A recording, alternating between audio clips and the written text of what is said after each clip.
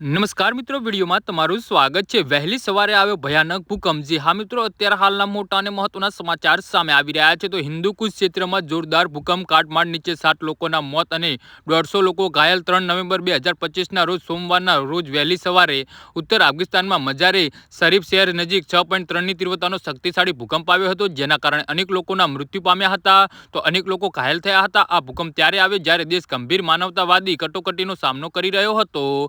જી હા મિત્રો, અત્યારે હાલ મોટા અને દુઃખદ સમાચાર સામે આવી રહ્યા છે। તો મિત્રો, સમાચારમાં વધુ વિગતવાર વાત કરીએ તો માનવીય મૃત્યુની વિગતો આપતા અહેવાલ પ્રારંભિક સત્તાવાર નિવેદનમાં થોડો લંબાય છે।